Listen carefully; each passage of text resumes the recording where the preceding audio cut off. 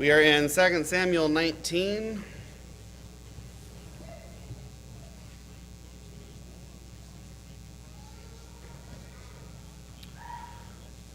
Remember, we've been talking about Absalom's rebellion and how he was initially pretty successful, and David ran off with his army and with people who were still loyal to him. Sorry, I got a little bit of feedback here, sorry. Yeah. So there was some success there on David's part, on Absalom's part. David running off, trying to figure out who's still loyal to him, but because God defeated the advice of Ahithophel and Absalom took the advice of, what's his name here? Hushai. Then he was able to have some time to get himself gathered, David was, while Absalom got his whole army together, and there was a fierce battle. But what we saw from chapter 18 is that the battle itself is not really described a whole lot. The emphasis in the narrative is not on the battle, it's going to be on David and Absalom as people, with what happens to Absalom, and how David reacts to that. And so last week we saw that Absalom dies in a very humiliating way, where he is riding a mule, gets his hair caught in the thick branches of a tree overhead, and the mule goes on, and Absalom is left there hanging, kicking, presumably, and trying to get down when David's men find him. And so they toy with him for a while, beating him, really torturing him, humiliating him, and then finally kill him and toss him into a pit, not giving him the decency of even an honorable burial, to be with his fathers, to be treated with respect. He was a rebel, he was a traitor, he was someone who did not deserve that. And so the war ends up being over, the civil war is over, but David doesn't respond in the way that the people expect him to, and not the way that Joab expects him to. David is totally broken. He says at the end of chapter 18, the beginning of chapter 19, my son, my son, my son, all these different times. You can tell he's weeping, wailing, he is overcome with emotion. We don't even see David conflicted, we just see pure grief. And so the effect of David's sorrow was that there was a great deal of confusion and shame among the people. They begin mourning, they aren't quite sure what to do with this. They don't know what to make of their king, mourning when there was a great victory and their lives had been spared. And so Joab had to snap David out of his grief, tell him, you're going to lose the people, you're going to lose your kingdom if you continue to put this face forward where you are mourning so much, and you've got to start celebrating, because Absalom would not have mourned this much over you, and he would not have spared you or spared any of these people. He's dead, and really it's for the better. And that's kind of a harsh thing for David to hear, but he does seem to understand that at least in his role as king, that's what he needs to do. So that was David's response. There are other problems that remain in the kingdom. It's not just as simple as kill Absalom and win one battle and all the problems are over. Remember, Absalom had stolen the hearts of the people of Israel. And while generally speaking, we understand that people are going to, leave that loyalty with Absalom dead, it's not very practical for them to try to hold on to that. The problems that existed and the hatred of David, the distrust of David, the feeling that somebody else would be a better king than David, that doesn't necessarily go away.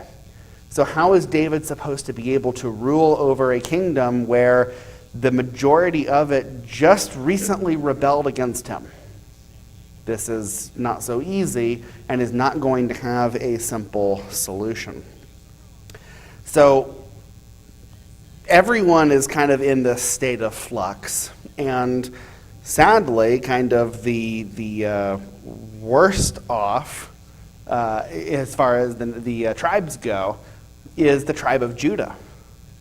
Does that surprise anybody else? That Judah is the slowest to accept David back as king? Why might that be surprising? Anyone? Yeah, it's his tribe. They were the first ones to declare him king before. They were the ones who were proud to have David as king. And now they're the ones that there seems to be the most resistance from, and thinking maybe there's someone better than David.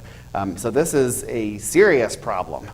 If David can't even garner support from his own tribe, how is he going to convince the rest? How is he going to maintain his seat of power? That's just a very difficult thing for him. So what does David offer Judah to convince them to support him as king? Or how does that conversation go?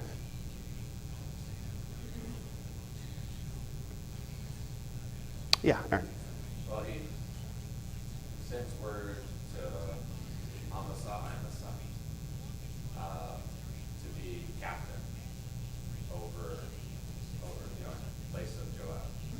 That's one of the things. Yeah, okay, and that's going to be a big part of this for sure. He kind of first he tells them, like, isn't it shameful if you are the last ones to support me? Like, don't you owe me some loyalty?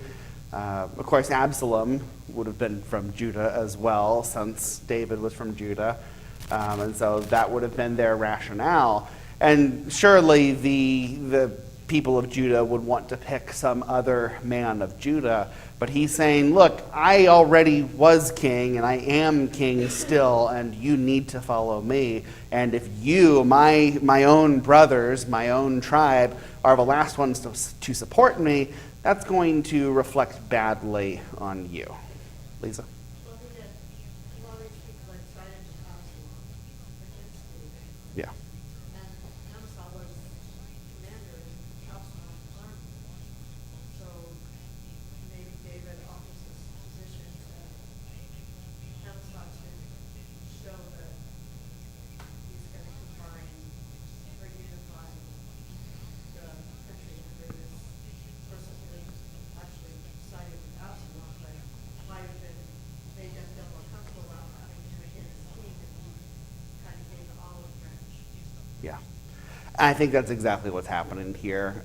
In saying Amasa or Amasa, I don't know how to say that either, but in saying that he can be the commander of the army, it is an olive branch to the people of Judah. It's also an olive branch in general to the people who supported Absalom. That your concerns have been heard. That Absalom is dead and you can't follow him anymore, but I understand that you loved him, and I understand that you trusted him and trusted his general. Nothing we can do about Absalom anymore because he's dead, but we can make his general my general. And that is a pretty savvy move from David. It requires some trust here. This is going to work out well because Amasa could just rebel against David and be instrumental in an assassination or coup or something like that. But this is David's way of trying to pull the people together. He's also punishing Joab. I do wonder that. It doesn't come right out and say that he's punishing Joab, but there could be an element of that to this. And why might he want to punish Joab? Because they've seemed pretty close for a while. Aaron? He willfully disobeyed his order to not harm Absalom. Yeah. Right. And Joab's done a few things in the past where he kind of defied David's direct order to do what was best for David, at least in Joab's eyes. We saw that when he killed Abner. And so David had already kind of punished him for that, but did not demote him or remove him from his position.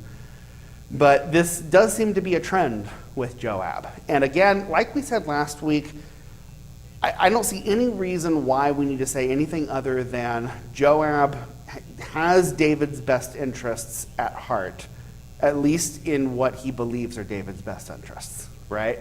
You can question the individual decisions all you want, and that's fine.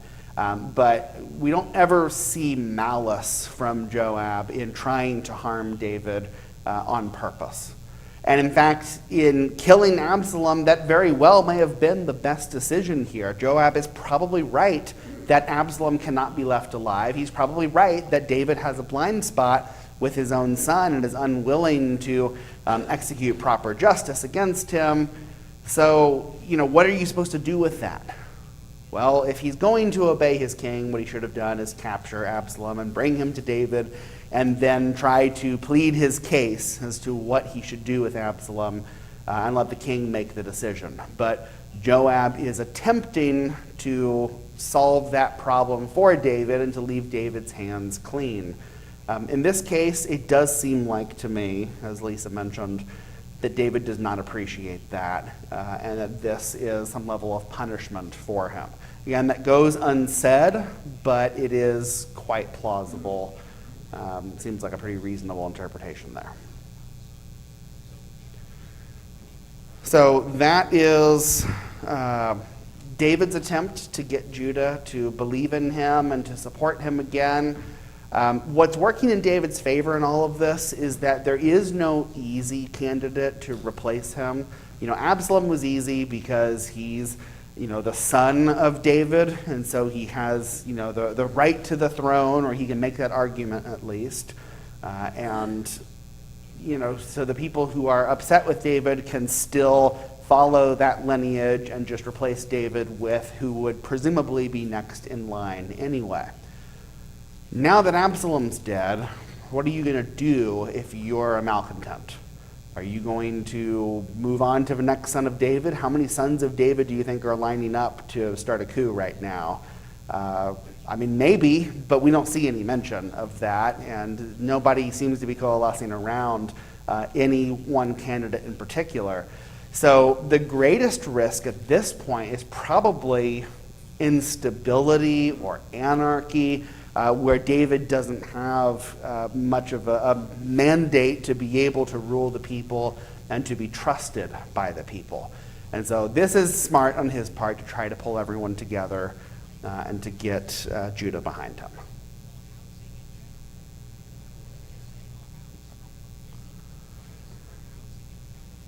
So what is David's judgment of his enemies?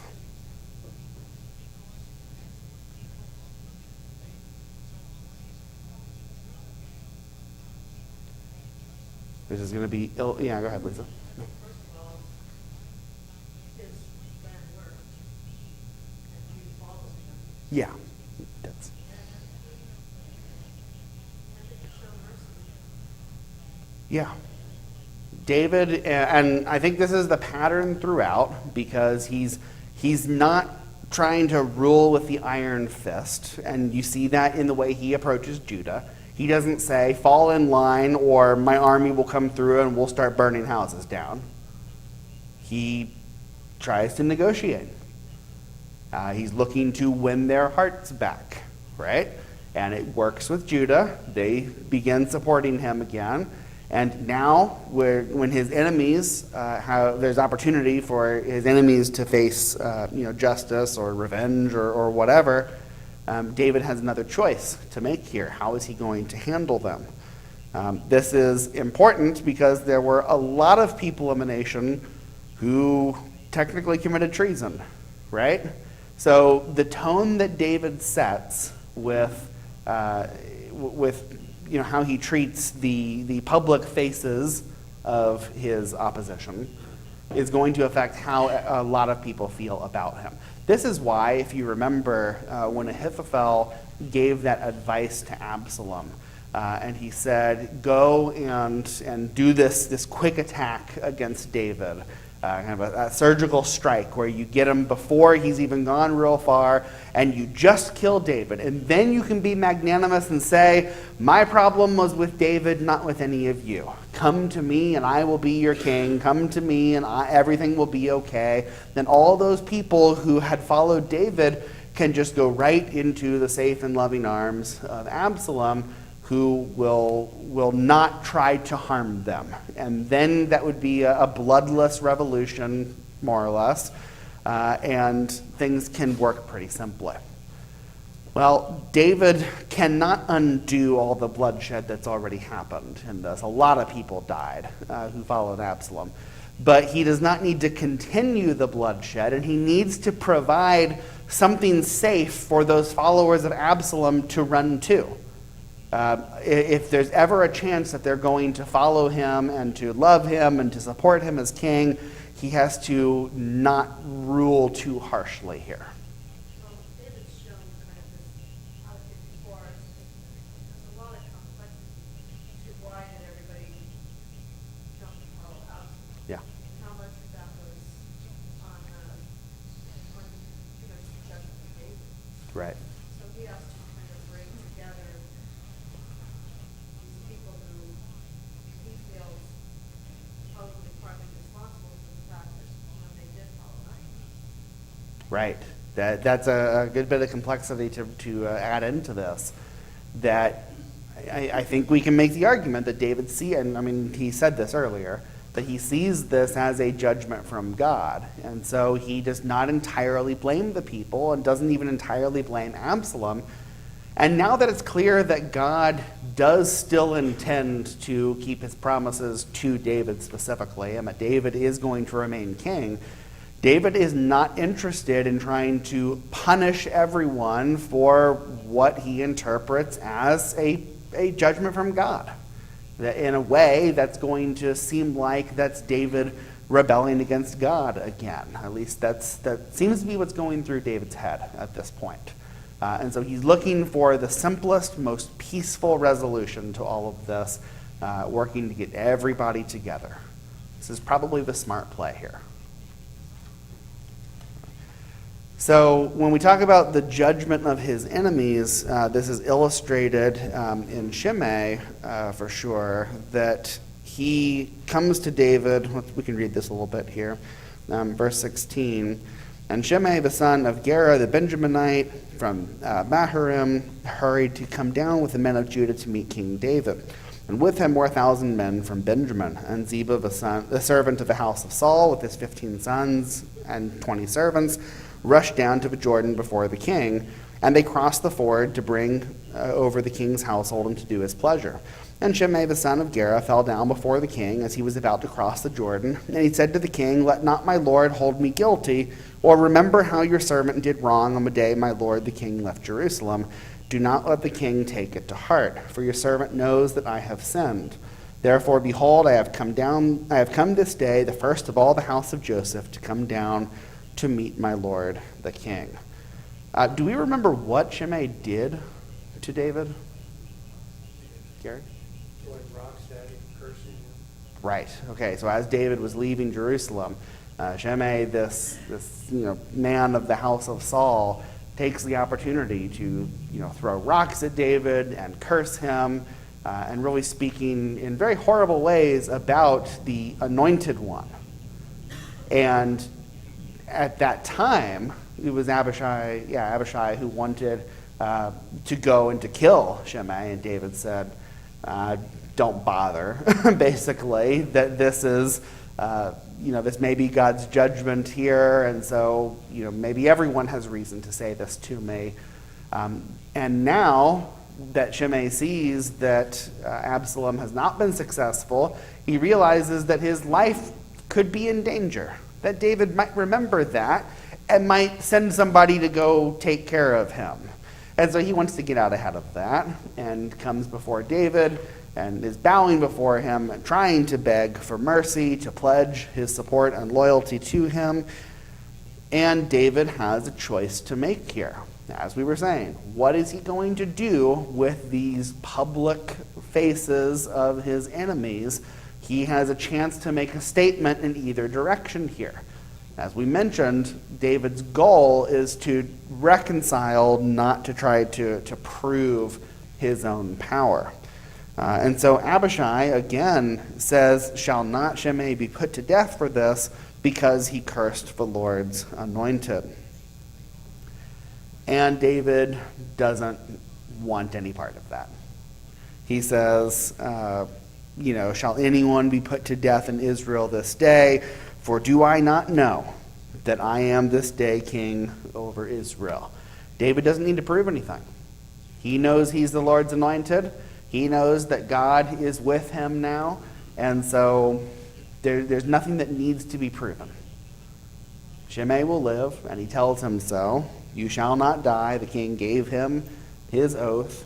And this is going to set the tone for David's reaction to all of these enemies who were so quick to dismiss him, curse him, to rebel against him, etc.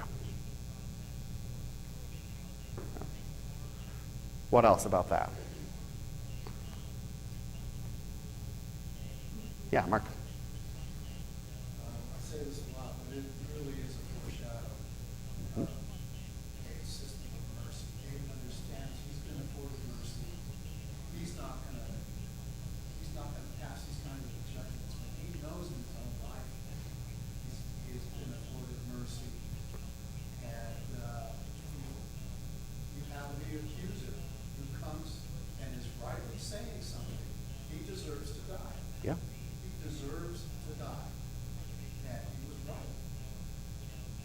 But David foreshadows the Christ and says, I prefer mercy. Yeah. Because that's going to unify. You see the unification that David's attempting to do. Yeah. Yeah, the connections here, is there ever going to be a king led out of Jerusalem in shame with people, railing against him? Yes, obviously this is foreshadowing of the Messiah. Thank you for bringing that up, because a lot that we have in David's life is foreshadowing of Jesus, and it's good to see those connections where they are the same, but also where they differ, right? David doesn't die. He is able to just come back to power and then is able to show mercy. In Jesus' case, he doesn't flee Jerusalem, he's led to his death. He endures that shame, and he actually endures that crucifixion.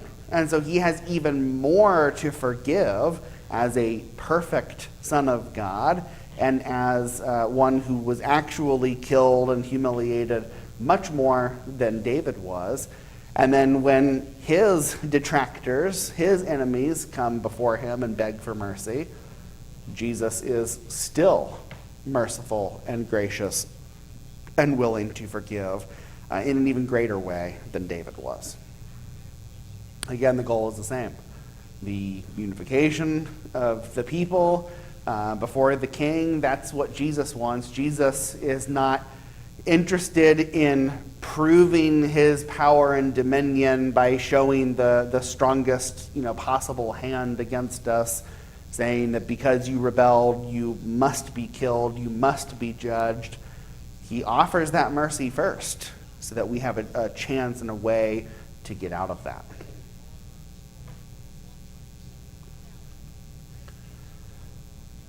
So you might remember there was a conflict with Mephibosheth and Ziba, and this has gotten complicated. The whole thing with Mephibosheth has been complicated.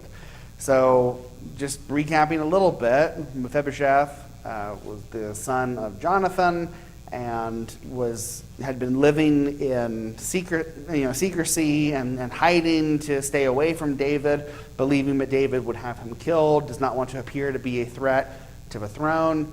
But then when David finds out that Mephibosheth still lives, that he brings him into his house, he grants him the rest of the lands of the house of Saul, and he treats him well. And this is because of the vow that he made with Jonathan, that he would remember his descendants and remember his family after he became king, because Jonathan was a loyal friend to him.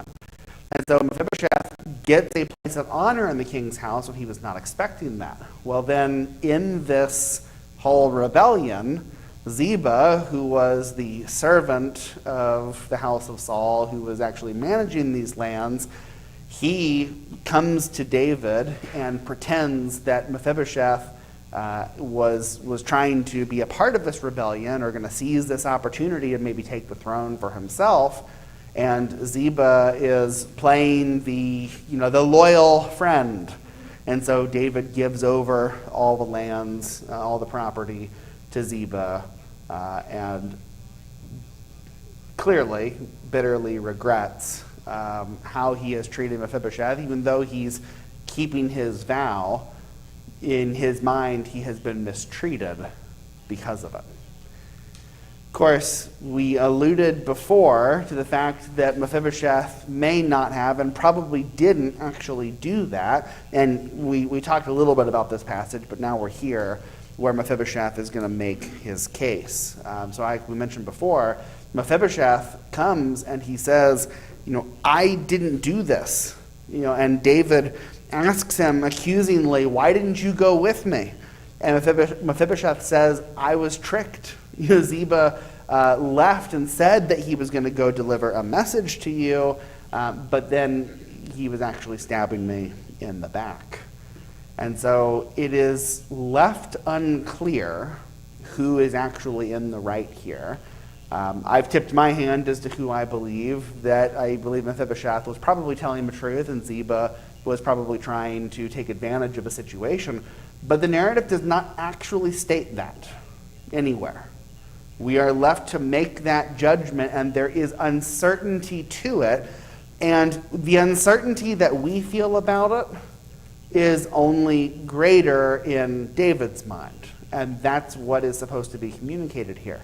That David doesn't know who to believe and who to trust. So how is the conflict between Mephibosheth and Ziba solved? Because they're both right here in front of David. One of them is lying, and David doesn't know who.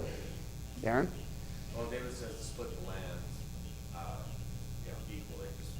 You guys can both have it. Just split it down the middle.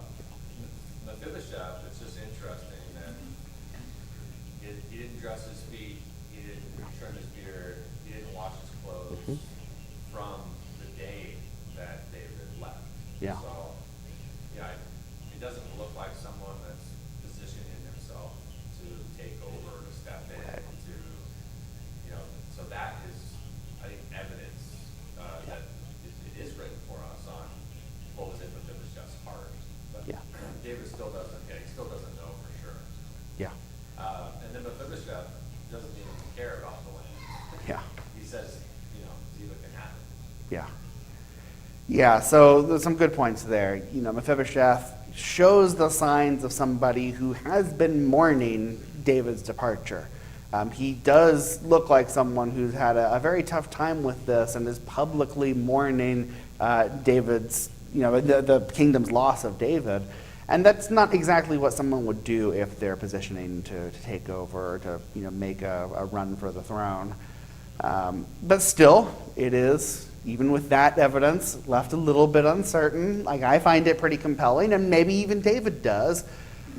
But he's already given the land to Ziba, so he'd have to go back on that, and he is kind of willing to go back on that. To me, this split the land down the middle is David's way of saying, I don't care anymore. I'm over this. Just split the land, figure it out. I really do not care. I don't know who to trust. He clearly doesn't know who to trust. If he believed in one man over the other, then he would give all the land to that man. But he's just splitting it down the middle and saying essentially, I can't trust either one of you anymore. So take the land, go your own way. But you've both been discredited to some degree here. Lisa, did you?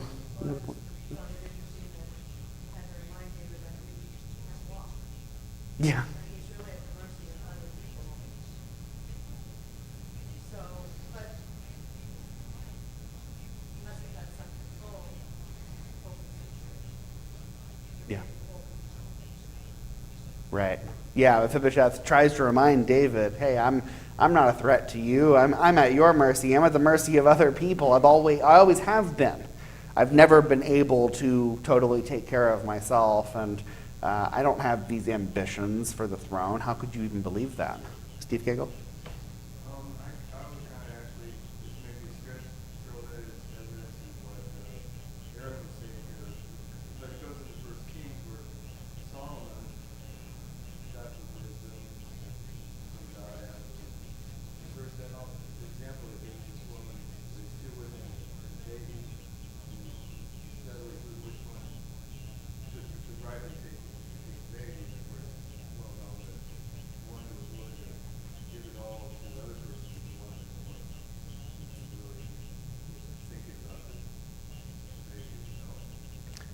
Yeah, I didn't really think about that connection there, but it is an interesting connection with Solomon's display of wisdom in that dispute between the two women. David saying split the land does seem to have a different tone to it than saying split the baby, but the effect ends up kind of being the same, right? In that you have one person who's vindicated over their desire to just see the health of the baby in that case, or in Mephibosheth's case, I don't care about the land. It's not about land. It's about being vindicated and about you knowing that I did not do this to you and that I am not a threat. He doesn't want to be killed or discredited or any of that. Jeff? Yeah, and what you said there was basically wrong. You said that, me saying, let it take off. Yeah. I'm glad that your back is king. That's the important thing. The land is not what he was worried about. Yeah. And if you look at this from Mephibosheth's point of view, as someone who lived in isolation and constant fear that David would find him and kill him, to then be brought into David's house and to be given some place of honor and to be given lands, he was given so much more than he ever imagined he'd ever have. And now that's getting taken away, and that stinks, yeah. But still, David is not trying to kill him. He, is able to continue his life. He doesn't have to live in isolation and fear. And if he doesn't have the lands, then so what? That's, I think, a defensible position from Mephibosheth's point of view. And if he really does truly care about David being the rightful king of Israel and being there and restored to power, which I think is a fair assumption, then all of this makes sense. He did not come to David to dispute over the land. His primary purpose was not to say, you gave all my land to Ziba and I want it back. It's to say, I don't want you to think of me as someone who rebelled against you, because I didn't do that. Because my servant tricked me and I've been slandered. And it's important to Mephibosheth that David knows that that's not what happened. But he did not really rebel against him. So this is all resolved in that, I guess the land just goes to Ziba still. Mephibosheth is not going to fight for it. But David does not kill Mephibosheth, and there's no punishment there. But really, I think what happens, and the way that we need to understand this, is the house of Saul is discredited some more. The house of Saul has almost completely died out, but everyone who's associated with it has been dragged down pretty low at this point. So Shimei lives, but he's discredited as somebody who stood against David and failed. Ziba, as a servant of the house of Saul, did briefly have some sort of honored position as someone that David trusted.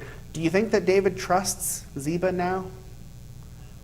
I don't think he does. I don't think he knows who to trust. Mephibosheth, who had that place of honor and who was given so much, and he's not killed, he's not put to death, nothing like that, but he's not honored and trusted, maybe like he was before. So the house of Saul continues to decline, which has been a recurring theme throughout these books. Anything else about that? Yeah, Mark. Well, Mephibosheth had a wife. I don't know if he had any children. So if he had children, it would have been important for him to keep some land. Yeah. So this is a great big gesture. He's Yeah. putting forth right here. And he's saying, I don't care. Yeah. I think he's trying to express his genuineness towards David. Right. And Ziba was just extremely shrewd. Yeah. He helped David. He brought him this big gift of food when he did all this. Right. It was extremely shrewd for him to do that. Did he lie? More than likely, Yeah. he was lying. But as you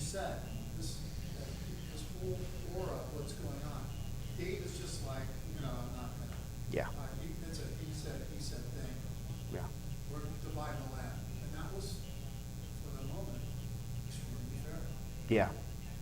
The whole situation's a mess, as these things often turn out to be. There are not always clear-cut solutions to disputes like these, and it's not always possible to know the truth exactly. And I do find it meaningful that there's no inspired judgment here over who was telling the truth and who was lying. I agree with you, Mike. I read this as Mephibosheth being the honest one and Ziba being the shrewd manipulator. But there's just enough doubt in the narrative that you can understand why David isn't completely sure. It could have gone the other way, and there's not a surefire way for David to know that. Jeff? Well, I don't remember any time after this where Mephibosheth has been punished for anything like that. You know, I still see David as honoring his pledge to Jonathan, you know, to take care of his household. Yeah. You know, and stuff. So, I mean, I don't see David punishing him here. No. So, I think in my mind, he's still, you know, David is still honoring Jonathan. And he's still, I think he took Mephibosheth, you know, back, you know, as if it's one of his own kids. Yeah, so I see it that he's honoring his vow with Jonathan as well here. And we don't see him punishing Mephibosheth. We also don't see him totally vindicating Mephibosheth, and that's, I think, where the tension is. But he is, and maybe this plays into his confusion as to what exactly to do with the situation. That he doesn't feel like he can totally punish Mephibosheth because of this vow. One way or another, Mephibosheth continues on. David's honoring this vow. He's still treating him well, but some things have been taken away from Mephibosheth, and they're not going to go back to him. And that's unfortunate for him, but ultimately he's still in a better situation than he thought he was going to be when he was first called to David's house, when he thought that he was just going to be executed.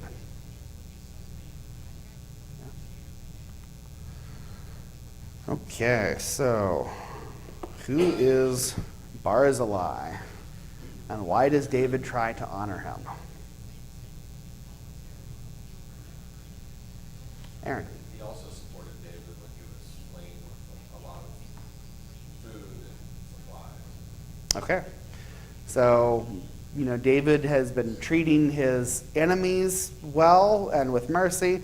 It is important that David treats his allies well in this. They should be rewarded for their loyalty to him. Not too many people were loyal to David in all of this. And so, yes, let's honor Barzillai. He supported David. He gave him food and supplies and helped him. And where did Barzillai live? Where is he from, generally?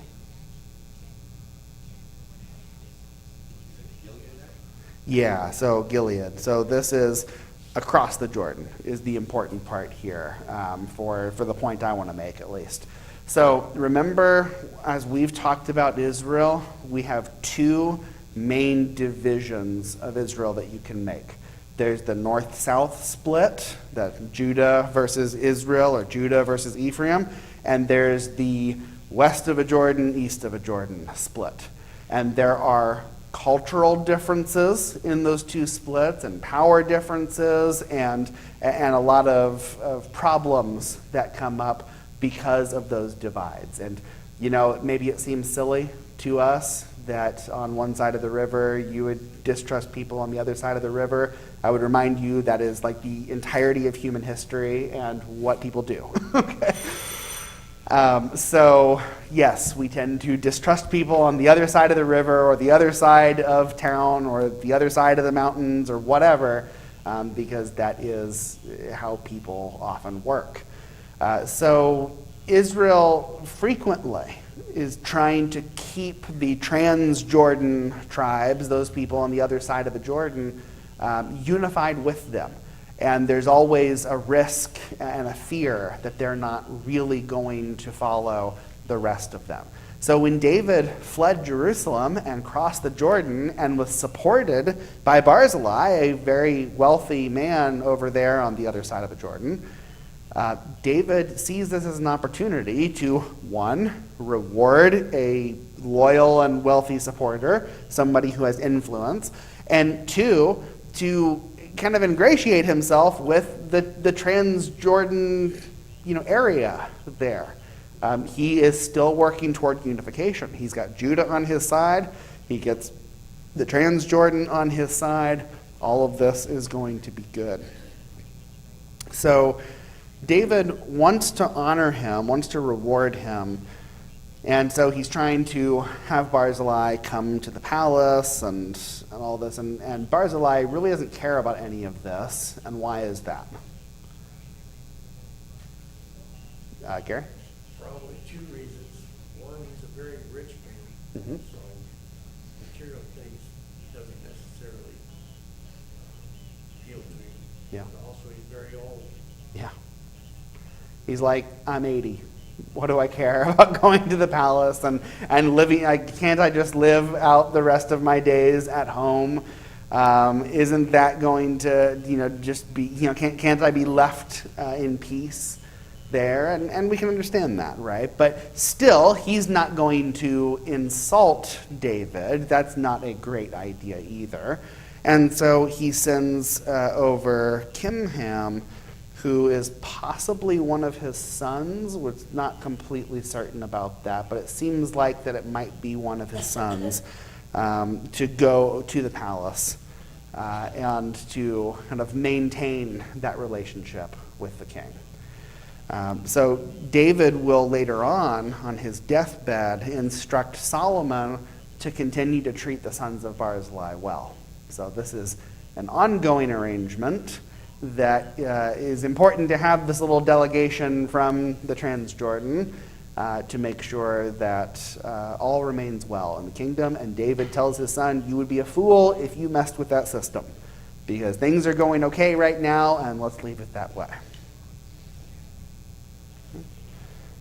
And then last question for this chapter, describe the growing tensions in Israel at the end of chapter 19. David's been working toward unification, but not everything is well yet.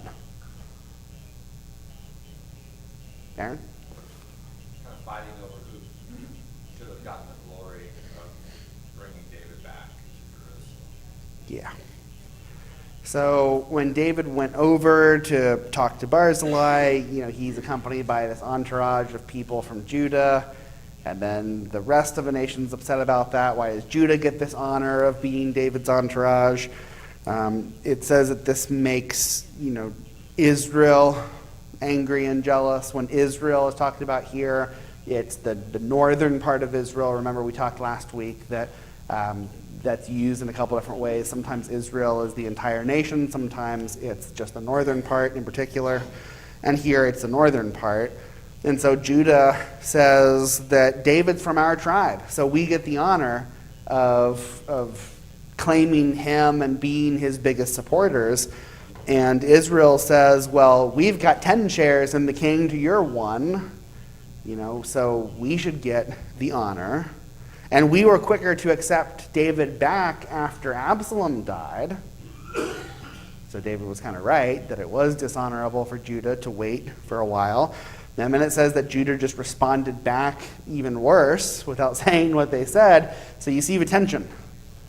Trouble is brewing. Things are not good in the nation between the south and the north. There's going to be a problem very soon. And that's our time. Next week, chapter 20, we'll deal with some of these problems. Thank you.